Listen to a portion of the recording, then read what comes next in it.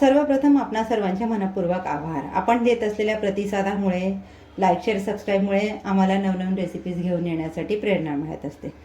आज आपण बघतोय आजी पणजीच्या काळातील विस्मरणात चाललेली एक अशी रेसिपी. त्यासाठी लागणारं साहित्य बघूया आपण. 2 चमचे गव्हाचं पीठ, 4 ते 5 चमचे गूळ आणि 2 चमचे डिंक. डिंक मी थोडा चेचून घेतला आहे. त्यासाठी मी एक पातेलं गॅसवर ठेवून घेतलं आहे. त्याच्यामध्ये 1 वाटी पाणी घालून घेते. पाणी आपलं कोमट गरम झालेलं आहे. यामध्ये मी गूळ घालून घेते. गूळ आपल्याला फक्त वितळून घ्यायचा आहे, त्याचा पाक करायचा नाही.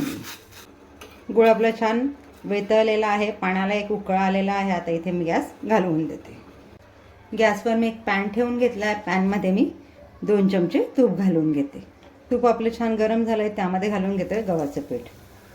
गव्हाचं पीठ आपल्याला मंद गॅसवर छान परतून घ्यायचं आहे, त्याचा एक घमघमाट सुटेपर्यंत. पीठ आपण थोडा वेळ तुपात परतून घेतला. आता इथे घालणार आहोत आपण आपला 2 चमचे डिंक, जो हलका मी बारीक करून घेतलेला होता. तर यालाही आपल्याला पिठाबरोबर छान फ्राय करून घ्यायचं आहे. एक्स्ट्राचं तूप नाही घातलं आपण, 2 चमचे तूप घातलं आहे, त्यामध्येच आपण हे काम करून घेतो आहे. तर तुमच्या लक्षात आलं का आज आपण काय बनवतो आहे? तर आज आपण बनवतो आहे डिंकाची खीर. ही खीर डिलिव्हरी बाईसाठी, मुलांसाठी किंवा हिवाळ्यात सर्वांना खाण्यासाठी अगदी उपयुक्त आहे.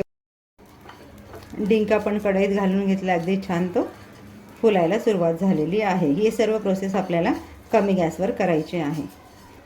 आपल्या आजी पणजीच्या काळात ना डिलिव्हरी बायकांना ही डिंकाची खीर आवर्जून दिली जायची, कारण डिंकाच्या शरीराला भरपूर फायदे आहेत. रोगप्रतिकारक शक्ती वाढवतं, हाडं मजबूत करतं, अशक्तपणा दूर करतो.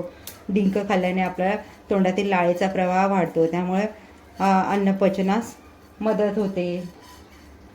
शरीरातील विषारी घटक बाहेर काढतं. असे अनेक फायदे आपल्याला डिंक खाण्यामुळे होतात. पिठाचा छान घमघमाट सुटलेला आहे, हलका ब्राऊन रंग आलेला आहे. आणखी थोडं काही सेकंद आपण याला पुन्हा परतून घेऊयात.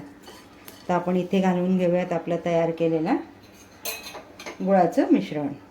गॅसची फ्लेम मी कमीच ठेवलेली आहे.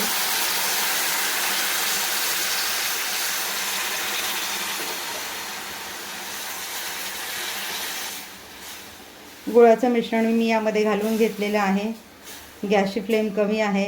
हे मिश्रण आता मी असंच हलवत राहणार आहे, म्हणजे आपला जो डिंक आहे ना, तो डिंक पूर्णपणे याच्यामध्ये एकजीव होईपर्यंत आपल्याला हे मिक्स करत राहायचं आहे. इथे मी गव्हाच्या पिठाच्या गाठी पडणार नाही याची काळजी घेतलेली आहे.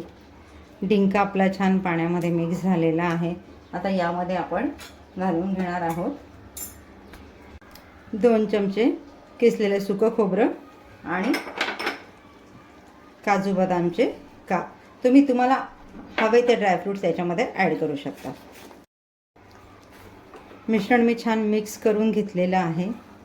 आता या स्टेजला मी गॅस घालवून देईल आणि मिश्रण गार होण्यासाठी बाजूला ठेवून देईल. मिश्रण आपलं हलकं गार झालेलं आहे. आपण त्याला हात लावून बघू शकतो इतकं गार झालेलं आहे. यामध्ये मी घालून घेते आता 1 वाटी कोमट दूध. गॅस आपला घालवलेला आहे. दूध आपलं घालून झालं, एकदा छान मिक्स करून घेऊयात. आता इथे एक महत्त्वाची टिप आहे. गूळ घालून तुम्ही कुठलाही पदार्थ तयार करत असाल ना, तर तो हलका गार होऊ द्या आणि मग त्याच्यात दूध टाका. जर तुम्ही गरम याच्यात दूध घातलं तर गूळ आणि दूध एकत्र आलं गरम तर दूध फाटतं आणि आपला पदार्थ खराब होतो. त्यामुळे ही काळजी घ्या. तर हे आपण छान मिक्स करून घेतलेलं आहे.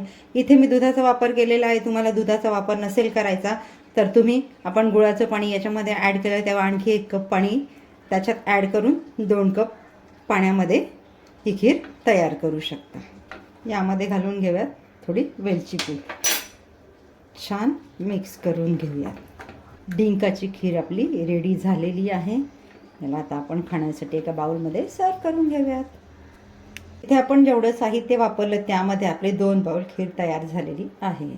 तयार आहे आपली एनर्जी बूस्ट अशी खीर. सकाळी नाश्त्याला तुम्ही चपाती किंवा इतर पदार्थ खाण्यापेक्षा थंडीच्या दिवसात एनर्जी बूस्ट करण्यासाठी ही 1 बाउल खीर खाल्ली ना, फ्रेश आणि दिवसभर एनर्जी टिकून राहील. रेसिपी बनवायला सोपी, सहज, चवीला खूप छान लागते. बनवून बघा, टेस्ट करा. आसनास किचनला लाईक शेअर सबस्क्राईब करायला विसरू नका.